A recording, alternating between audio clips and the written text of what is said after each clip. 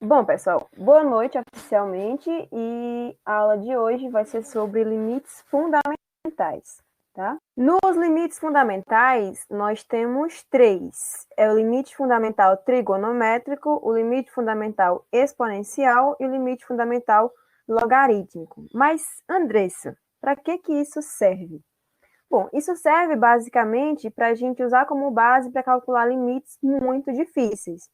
Porque até então nós não sabemos derivar, certo? E no futuro, quando nós estivermos estudando derivada, nós vamos saber derivar e vamos saber resolver esses limites mais difíceis utilizando agora a derivada. Só que justamente para poder resolver ainda esses limites difíceis enquanto não se sabe derivar, é que a gente tem os limites fundamentais, tá?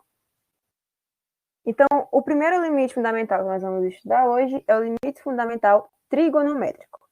Para isso, a gente vai considerar uma circunferência de raio 1, ok? Uma circunferência trigonométrica. Mas aqui eu estou representando para vocês no gráfico apenas o primeiro quadrante da circunferência, tá? Então, aqui eu tenho o primeiro quadrante de uma circunferência de raio 1. Feito isso, se eu ligo o ponto C até o meu ponto B, que é o meu par ordenado 1, 0, aqui na extremidade da minha circunferência, eu posso afirmar que o meu x, que é o valor desse ângulo, ele é igual ao meu arco BOC. Por que isso? Como que a gente calcula comprimento de arco? O comprimento de um arco, ele é igual ao raio da circunferência vezes o ângulo daquele arco. Se a gente tem um raio 1 na minha circunferência, quando eu fizer esse cálculo, o meu comprimento vai dar exatamente igual ao meu x, vocês concordam? Então, eu posso dizer que o meu x ele é igual ao meu arco BOC, esse arco aqui, ó, BOC, ok? Com o meu x pertencendo no intervalo de 0 a π/2, que é o nosso primeiro quadrante. Se eu quiser escrever o seno de x agora, como que eu escrevo o seno de x? É o cateto oposto sobre a hipotenusa. Quem é o meu cateto oposto desse meu triângulo? É o meu segmento AC. Concordam comigo? O meu x está aqui, o cateto oposto dele é o meu AC. Então, está aqui o segmento AC. E a hipotenusa é o meu segmento OC. Está aqui também. Só que o meu segmento OC, que é a minha hipotenusa, que é igual ao raio, é igual a 1. Então, eu posso concluir que o seno de x é igual apenas ao meu segmento AC. Ok? Se eu quiser também escrever a minha tangente de x, a gente aprendeu, aliás, lá no curso de matemática básica, aqui dentro do curso de Doutoria de Matemática, nós temos aula sobre funções trigonométricas e tem a circunferência trigonométrica mostrando seno, cosseno, tangente. E a tangente a gente calcula, a gente encontra, aliás, no círculo trigonométrico, exatamente desse jeito. É feita uma reta tangente aqui a minha circunferência, no meu par ordenado 1, 0, e a gente faz essa extensão da minha hipotenusa. E a minha tangente de x, ela vai ser exatamente o meu segmento BD, que é esse segmento aqui, sobre esse meu cateto oposto, sobre o meu cateto adjacente, que no caso é o meu segmento OB, que por acaso é igual ao raio e também vale 1. Então, eu posso dizer que a minha tangente de x é igual apenas ao meu segmento BD. Ok? Nenhuma confusão até aqui, né? Dito isso, a gente pode escrever a seguinte afirmação. A área do meu setor circular BOC, o meu setor circular é esse cara aqui. Deixa eu tentar fazer ele para vocês. A área desse cara aqui, ó, que é esse pedacinho aqui, essa minha fatia da pizza, opa, saiu muito reto. Ela é maior que a área do meu triângulo BOC. Que triângulo BOC é esse agora? É esse triângulo que pega essas retas aqui, ok? Então, o meu setor é maior que esse triângulo e ele é menor que a minha área do meu triângulo BOD. Qual é esse triângulo BOD? É esse cara maior aqui, esse triângulo retângulo que a gente tem. Conseguiram visualizar? Conseguiram, né? A área do meu setor está entre esses dois triângulos, tá? Então, o que a gente vai fazer? Nós vamos escrever as fórmulas dessas áreas. A área do meu setor circular BOC, a gente tem essa definição lá da geometria plana, a gente também tem essa aula de geometria plana no curso de tutoria de matemática básica. Ela é calculada pelo meu segmento OB vezes o meu arco BC dividido por 2, tá? Maior que a área do meu triângulo BOC, ela vai ser o quê? Vai ser o meu segmento OB vezes o meu segmento AC dividido por 2, que é exatamente a base vezes a altura do triângulo dividido por 2. São fórmulas simples, tá? Menor que o meu triângulo BOD, que a área é o segmento OB vezes o segmento BD, tudo isso dividido por 2, tá? De cara, a gente já pode ver que a gente vai eliminar todos esses dois, certo? E de cara, a gente já sabe também que o meu segmento OB, ele é igual a 1, então a gente vai eliminar esse cara também. Então, quando a gente fizer isso, vai sobrar para a gente que o meu arco BC, ele é maior que o meu segmento AC e menor que o meu segmento BD. Ok? Todo mundo entendeu, né? Fazendo isso, vamos agora discutir isso. Quem é o meu segmento AC? O meu segmento AC, eu discuti agora, eu defini agora há pouco, ele é o meu seno de X. Quem é o meu arco BC? O meu arco BC, ele é o meu próprio X. E quem é o meu segmento BD? Ele é a minha tangente de X. Então, eu vou agora substituir esses caras. Então, eu posso escrever que o meu X, ele é maior que o meu seno de X e menor que a minha tangente de X. Ok? Como o nosso seno de X, ele é maior que zero para todo X que pertencer ao meu intervalo de 0 a π sobre 2, eu posso dividir todos esses caras por seno de X. Se eu divido todos esses caras por seno de X, eu vou obter o quê? Eu vou obter seno de X dividido por seno de X, 1. X sobre seno de X é ele mesmo. E a minha tangente de X sobre o meu seno de X é igual ao meu 1 sobre o cosseno de X. Se eu quiser inverter todo esse cara para poder melhorar a forma da escrita, fica da seguinte maneira. Eu inverti numerador e denominador e, consequentemente, inverti a desigualdade. Então, ficou agora que o meu seno de x sobre x, ele é maior que o meu cosseno de x e menor que 1. Todo mundo pegou isso, né? Se eu faço isso, eu posso agora aplicar limite nesses caras. Como que eu faço isso? Eu faço pelo teorema do confronto, que a gente já estudou isso, nosso sanduíche. Então, se eu faço o meu limite de 1, o meu cara aqui da esquerda, o x tende a 0 e ele dá 1, e o meu limite do meu 1 sobre o cosseno de x, quando x tende a 0, também é igual a 1, então, pelo teorema do confronto, o limite desse meu cara aqui que está sendo imprensado no sanduíche também vai ser igual a 1. Então, essa é a primeira definição de limite fundamental da gente, é que é uma coisa que a gente acabou de provar e que a gente vai utilizar para resolver outros limites mais complicados, que é que o limite de seno de x sobre x, quando x tende a 0, é igual a 1, tá? Isso é uma definição, não precisa provar todas as vezes, a gente só provou aqui para ver como que ocorre, mas isso fica definido e pode apenas aplicar. Porém, a gente só fez isso no primeiro quadrante, onde o nosso x ele é positivo. Mas e se o nosso x fosse menor que zero? Se a gente pegasse agora o segundo quadrante, o intervalo de π sobre 2 a π, a gente teria o quê? A gente teria que o seno de menos x, ele é igual a menos seno de x, porque a função seno é uma função ímpar, e a gente teria que o cosseno de menos x, ele é igual ao cosseno do próprio x, porque o cosseno é uma função par. Então, consequentemente, a gente obteria o mesmo resultado, tá?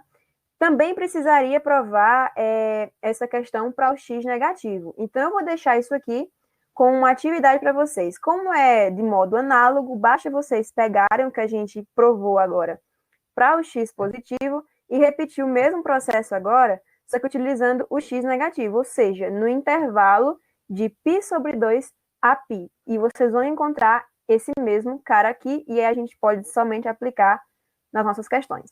Ok? Alguma dúvida aqui? Não, né? Vamos resolver os exemplos. O nosso primeiro exemplo, ele fala o seguinte, para a gente calcular o limite de 2x sobre x quando x tende a zero. Alguém tem alguma sugestão de como a gente começaria isso? Que a gente vai ter seno de zero, né? Porque é 2 vezes zero. Seno de zero é zero. E eu vou ter meu zero embaixo. Então, eu vou ter zero sobre zero. Isso não pode ocorrer. Alguém tem alguma ideia de como fugir dessa indeterminação? Não? Vamos continuar. Basicamente, a nossa ideia é chegar a um limite conhecido. A gente sabe que o limite do nosso seno de x sobre x, quando x tende a zero, é igual a 1. Então, vamos tentar chegar numa coisa parecida com esse cara, que é um cara que a gente conhece o valor. Então, qual o modelo de limite que a gente conhece? Limite de seno de u sobre u quando u tende a zero. Eu só mudei a variável, tá? A gente sabe que o valor desse cara aqui, ele é 1. A gente precisa, então, chegar a um cara parecido com ele. Como que a gente pode fazer isso? A gente pode simplesmente chamar u de 2x. Nós vamos fazer uma substituição básica. O meu u a gente vai chamar de 2x. E se o meu x tende a zero, o meu u também vai tender a zero. Então, nós vamos reescrever esse limite. O meu limite vai passar a ser seno de 2x é u. Então, vai ficar seno de u sobre... E quem é x? X é u sobre 2. Então, vai ficar como sendo o limite de seno de u. Isso aqui é uma divisão de fração. A gente pega a primeira e multiplica pelo inverso da segunda. E esse 2 é uma constante, ele sai do meu limite, vocês lembram das propriedades, e multiplica o meu limite. Então, vai ficar 2 vezes o limite de seno de u sobre u, quando u tende a zero. E a gente conhece o valor do limite desse cara, que é 1. Então, vai sobrar 2. Ok? Então, o limite de seno de x, de seno de 2x, aliás, sobre x, quando x tende a zero, é 2. Ok? Todo mundo compreendeu? Vamos fazer outro exemplo desse, tá? O segundo exemplo, ele é para calcular o limite do seno de 3x sobre o seno de 4x quando x tende a zero. Agora tem uma coisa diferente, a gente tem seno em cima e seno embaixo. A gente não está vendo nada parecido com o limite fundamental que a gente conhece. Então, como é que a gente sai dessa determinação? Como é que a gente continua? Vamos fazer, então. A gente tem que, novamente, chegar a algo parecido com o que a gente conhece, que é o nosso limite fundamental. Então, é aqui onde vai entrar os nossos artifícios matemáticos, mexer algebricamente para mudar esse cara. Notem o seguinte, eu tenho seno de 3x em cima. Se eu multiplicar por 3x sobre 3x, eu estou multiplicando por 1, ok? Então, não estou modificando a minha equação. E embaixo, como eu tenho seno de 4x, eu posso multiplicar por 4x sobre 4x, que eu também estou multiplicando por 1. Não vai modificar a minha equação. E aí eu posso escrever de outra forma isso. Eu posso trazer os meus caras aqui para baixo para visualizar melhor. Então, eu tenho agora o seno de 3x sobre 3x sobre o seno de 4x sobre 4x, tudo isso multiplicado por 3x sobre 4x. O que é que eu posso fazer com isso?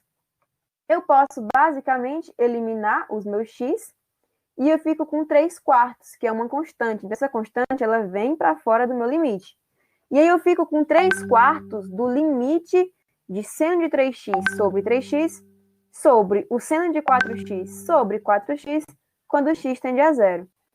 E a gente acabou de ver no exemplo anterior que se eu tentar reescrever esses caras aqui, esse meu cara vai dar 1 e esse meu cara também vai dar 1. Eu sugiro vocês a tentarem fazer igual a gente fez agora no exemplo anterior. Vai sobrar exatamente o meu 3/4, ok? Então, o limite desse cara, quando é zero, ele é igual a 3/4. Todo mundo entendeu? Quem tiver alguma dúvida, vamos agora, senão eu vou prosseguir para o próximo limite fundamental. Qual parte, Luiz? Porque é um assunto consideravelmente grande. Ah, certo. Luiz, basicamente a questão que a gente faz aqui é tentar tirar a nossa determinação, certo? Isso aqui é uma substituição algébrica, como a gente vem fazendo nas aulas anteriores, tá? O que eu fiz foi multiplicar por 1. Se eu tenho 3x sobre 3x, eu tenho 1. Se eu tenho 4x sobre 4x, eu também tenho 1. Então, não modifiquei a minha equação. Só que eu mudei o jeito de escrever. Você consegue notar? Eu mudei o jeito de escrever para poder chegar a um limite conhecido.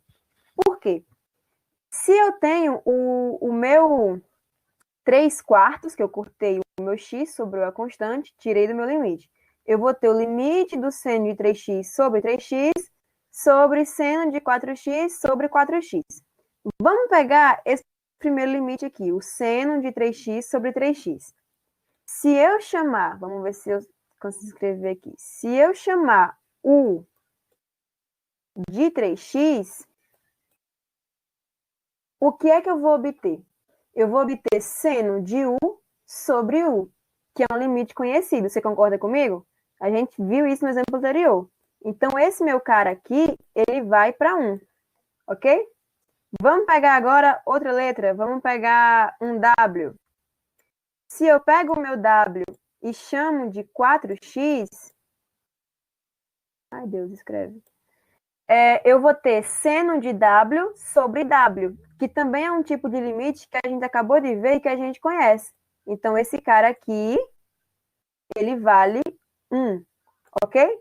E aí eu tenho 1 sobre 1, que é 1. O limite de 1 quando o x tende a 0 é o próprio 1. Então, vai sobrar para a gente o meu... Ai, Deus, escrevi totalmente errado. Vai sobrar para a gente o nosso 3 quartos aqui, tá? Deu para compreender agora? Vou entender como um sim. Pronto, que bom. Mais alguma dúvida, pessoal? A gente pode prosseguir. O nosso próximo limite fundamental, ele é o limite fundamental exponencial. Basicamente, ele é definido da seguinte maneira. Limites dessa forma aqui, limite de 1 mais 1 sobre x elevado a x, quando x tende a mais ou menos infinito, é igual a Euler. Euler, ele é um número irracional neperiano, cujo valor é aproximadamente esse cara aqui, 2,7182 e blá, blá, blá, blá, blá, blá, blá. Ah, mas Andressa, você não vai provar ele como você fez agora no limite fundamental trigonométrico? Não vai dar para a gente fazer isso, tá? Porque a prova desse limite envolve noções de séries. Séries a gente estuda no cálculo 4. E aí não dá para provar isso agora. É basicamente aquela coisa que a gente aceita que é assim, tá? A gente tem que entender que outra pessoa já foi lá, já provou, e a gente sabe que pode usar esse limite fundamental exponencial, ok? Então, a gente não vai provar ele, a gente vai apenas aplicar, tá bom? Todo mundo entendeu? Só vamos aceitar isso aqui. Ficar só digitando. Então, vamos continuar. O exemplo 3, ele é agora para a gente aplicar esse nosso limite fundamental exponencial, tá? Então, é para calcular o limite de 1 mais x elevado a 1 sobre x quando x tende a 0. De cara, se a gente for substituir o nosso zero aqui, vai dar errado, tá? Porque ao colocar 0 em x, eu vou ter 1 mais 0, eu vou ter 1, até aí ok. Só que eu vou ter 1 elevado a 1 sobre 0. Que a gente viu que quando eu tenho um número sobre 0, esse número vai para infinito. Eu vou ter 1 elevado a infinito. Quanto que é 1 elevado a infinito? Né?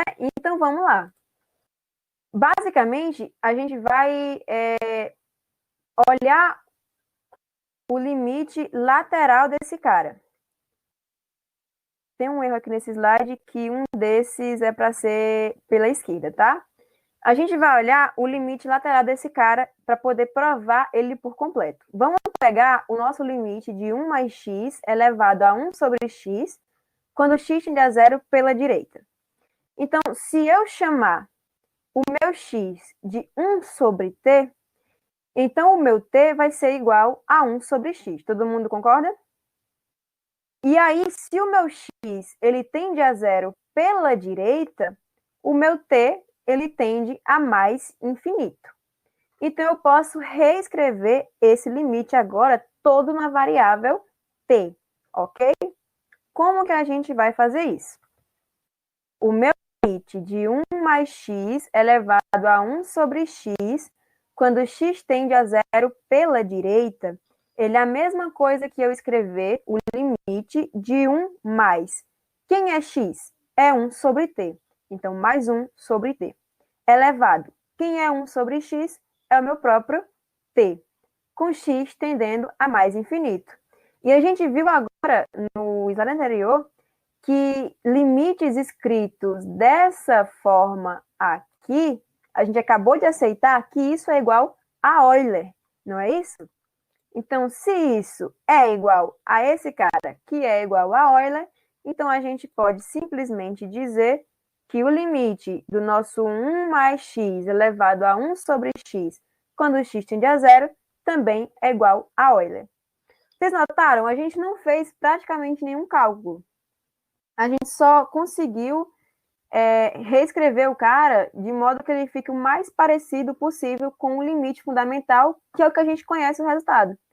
E aí a gente pode fazer a igualdade de modo que chega no resultado do nosso cara também. Ok? Todo mundo compreendeu? Então vamos lá. O nosso terceiro e último limite fundamental é o limite fundamental logarítmico, que é exatamente esse cara aqui que está escrito. A gente vai... tem a definição já, mas eu vou mostrar a vocês como que a gente chega nela, tá?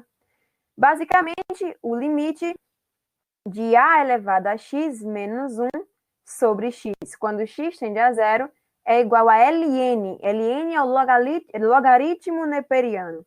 Então, é igual a ln de a. Esse a aqui, ok? É igual a ln de a, com a maior que zero e diferente que 1. Vamos provar esse cara para a gente chegar nele, ok? Lembrando que essas provas que a gente faz, não é necessário toda vez ficar fazendo a prova para mostrar o limite fundamental e fazer. Não. A gente faz a prova para vocês verem de onde que saiu. Que na matemática é muito importante a gente ver aquele de onde veio isso, para a gente não somente aceitar, entenderam? Mas no caso de é uma coisa já testada, é uma ferramenta que veio para facilitar a nossa vida. Então a gente não precisa ficar provando todas as vezes, basta aplicá-los, tá? Mas vamos provar aqui, já que é a primeira vez que vocês estão vendo. Para a gente poder provar esse cara, vamos fazer o seguinte, a gente vai pegar e vai novamente fazer a substituição. Nós vamos chamar a elevado a x menos 1 de t, ok? Consequentemente, o meu a elevado a x, ele vai ser igual a t mais 1. E aí nós vamos reescrever esse cara. Como que eu vou fazer? Eu vou pegar o meu ln, meu logaritmo neperiano, do meu a elevado a x. Se eu aplico o meu ln no meu a elevado a x, eu aplico também do outro lado da equação, e aí fica que o ln de a elevado a x, ele é igual ao ln de t mais 1, ok? Tem uma propriedade de logaritmo que tem numa aula de função logarítmica no nosso curso de matemática básica também, que diz que se eu tenho um expoente aqui dentro do meu logaritmo, eu posso pegar esse cara e trazer para frente e multiplicar o meu logaritmo. Então, vai ficar com x vezes o ln de a igual a ln de t mais 1. Feito isso, eu posso isolar o meu x. Então, o meu x ele é igual ao meu ln de t mais 1 sobre ln de a, ok? Nenhuma confusão até aí, né? A gente só mexeu. Vamos agora. Se o meu x ele tende a zero e é diferente de zero, então eu também posso dizer que o meu t tende a zero e t é diferente de zero também. Então, Ismael, o ln, ele é um logaritmo, mas ele não é igual ao logaritmo. O meu ln, ele é um logaritmo natural, de base Euler, ok? O meu log, a gente coloca a base, logaritmando e o resultado, mas o meu ln, ele é o logaritmo neperiano e a base dele é o Euler, ok? E aí, eu posso reescrever esse limite. Como que eu vou fazer isso? Eu tenho aqui o meu limite de a elevado a x menos 1 sobre x, com x tendendo a zero. E aí eu igualo como sendo limite quem é o meu a elevado a x menos 1. A gente colocou ele aqui, é o meu t. E quem que é o meu ln... Aliás, e quem que é o meu x? O meu x é ln de t mais 1 sobre ln de a. Então, eu reescrevi esse limite como sendo o limite de t sobre ln de t mais 1 sobre ln de a, com t tendendo a zero. Ok? Até aí, nenhum problema, né? Sabendo que eu fiz isso, eu tenho aqui uma divisão de frações. Então, eu vou pegar a primeira, multiplicar pelo inverso da segunda e tentar chegar o mais próximo possível daquele limite fundamental logaritmo que a gente está vendo. Aliás, chegar mais perto possível de um limite que a gente conhece o valor para poder resolver isso, tá? Perdão. Então, quando eu faço a minha divisão de fração, eu fico com o meu ln de a, ele sobe, e aqui nesse caso, o meu ln de a, ele é uma constante, então eu tiro ele do meu limite, vocês sabem, a propriedade de multiplicação por um escalar, e vai ficar o meu ln de a vezes o limite de 1 sobre ln de t mais 1 sobre t, quando t tende a zero, ok? Foi invertido a fim de chegar no limite que a gente conhece. Fazendo isso, eu posso pegar a propriedade de limite que diz que o limite de uma divisão é igual à divisão dos limites. E aí eu reescrevo. E vai ficar como sendo o ln de a vezes o limite de 1 quando t tende a zero sobre o limite de ln de t mais 1 sobre t quando t também tende a zero. E o que a gente pode fazer? O meu ln, ele fica fora do meu limite, certo? Então, eu vou mexer apenas aqui embaixo, tá? Em cima continua do mesmo jeito. E eu tirei o meu ln e vai ficar como sendo o ln limite de t mais 1 sobre t quando t tende a zero. Por que isso, Andressa? Por que você fez toda essa confusão de inverter para lá, para cá, tirou o ln?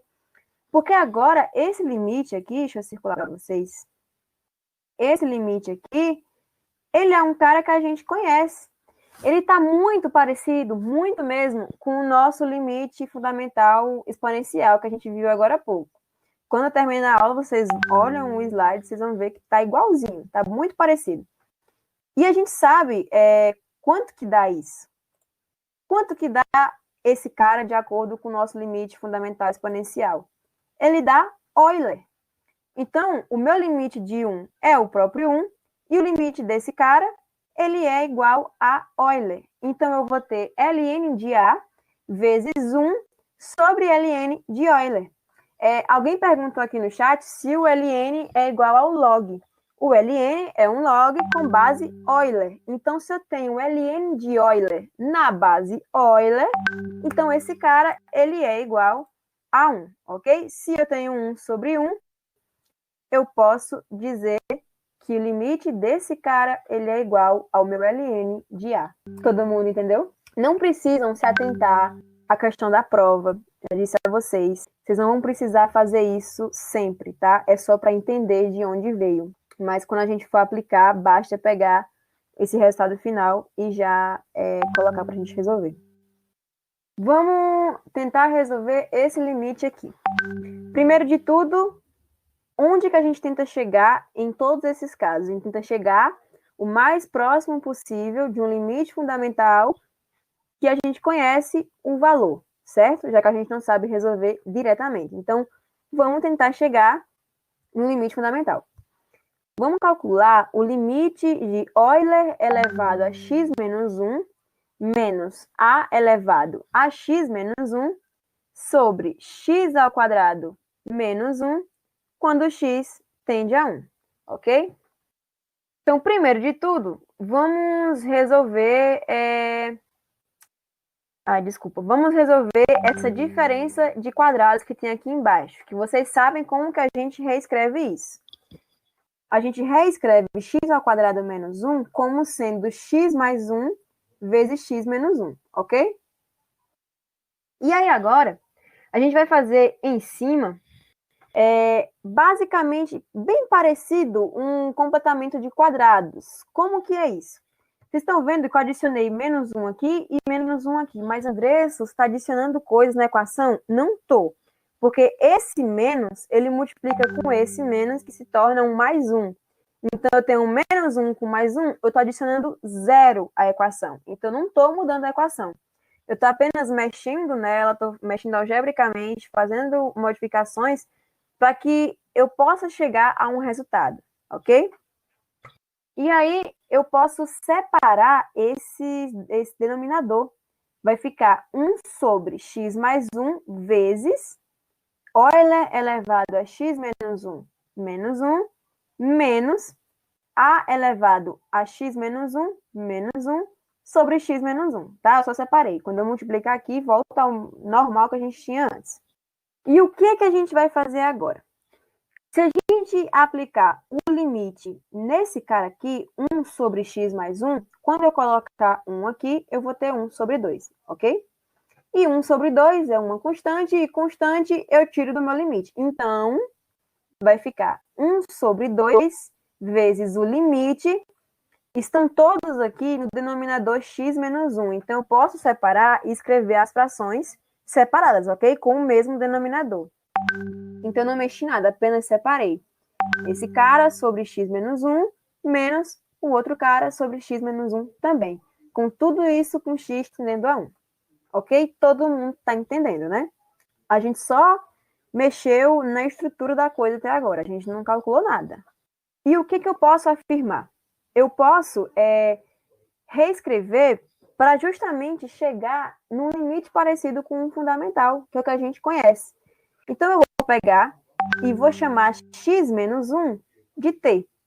Se eu chamo x menos 1 de t e o meu x tende a zero e também é diferente de zero, então o meu t ele também vai tender a zero e também vai ser diferente de zero.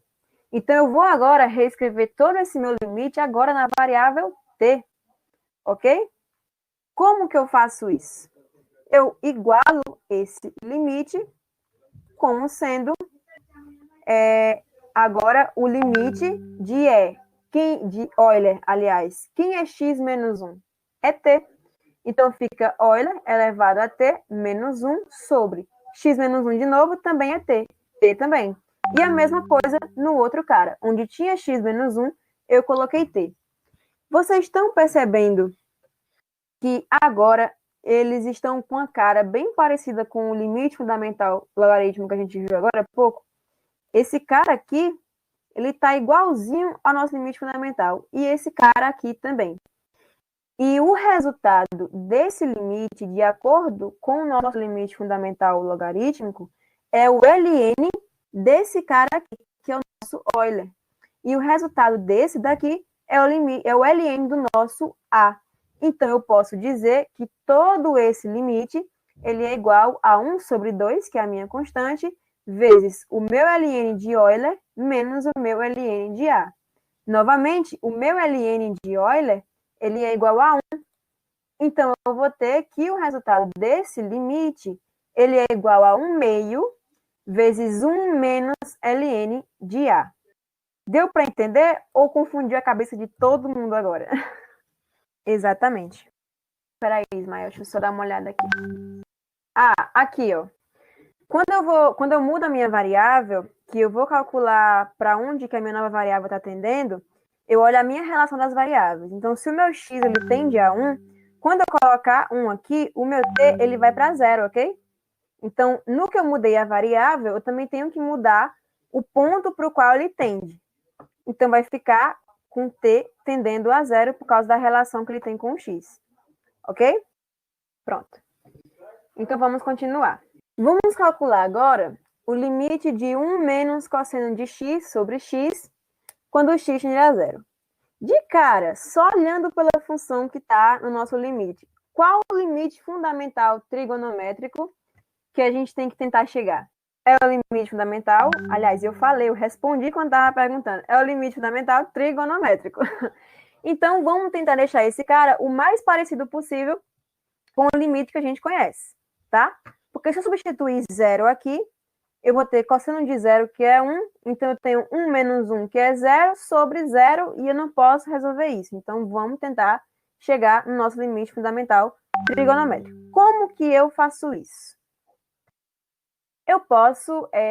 vocês vão entender por que a gente está fazendo isso, porque é para chegar a uma relação que nós temos entre o cosseno e o seno.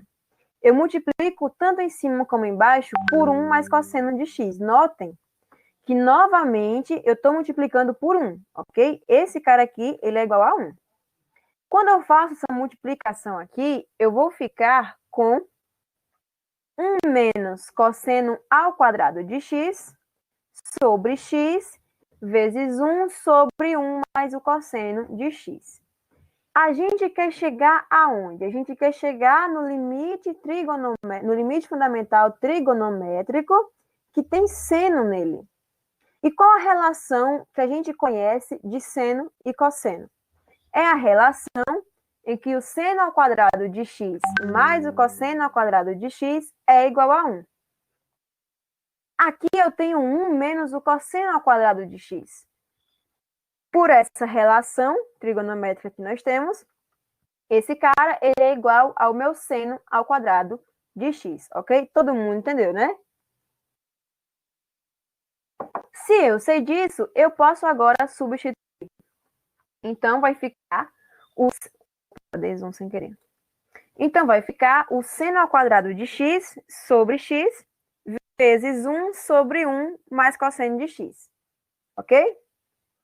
E o meu seno ao quadrado de x, eu posso separar como sendo o seno de x vezes seno de x sobre x vezes o outro cara.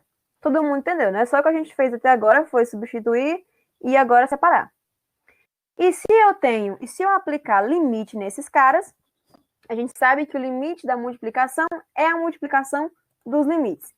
Então, eu posso fazer o limite de seno de x quando x tende a zero, o limite de seno de x sobre x quando x também tende a zero, e o limite de 1 sobre 1 mais cosseno de x, aliás, quando x também tende a zero.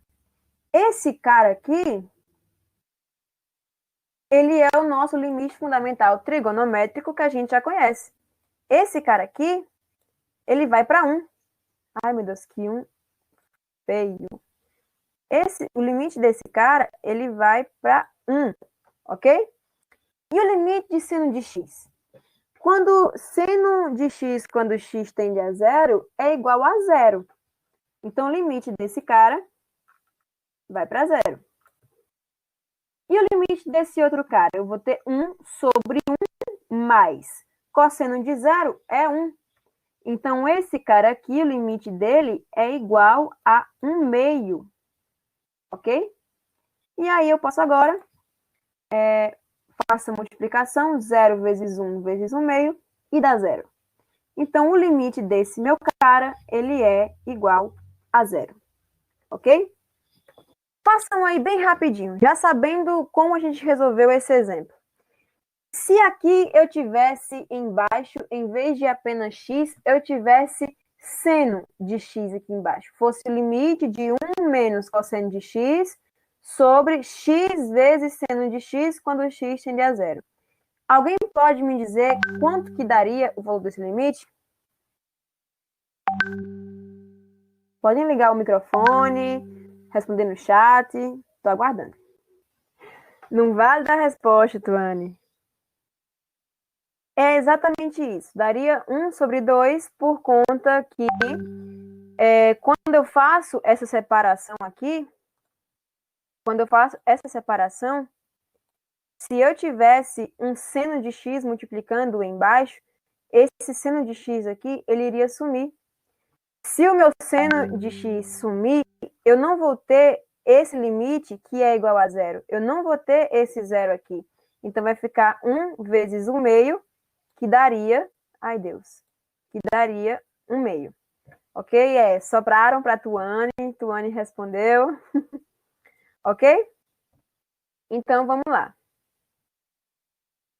Agora, o nosso sexto e último exemplo, ele é para calcular o limite de 1 mais 1 sobre 2x elevado a x, quando x tende a infinito. De cara, vocês estão vendo aqui que esse cara, ele é um limite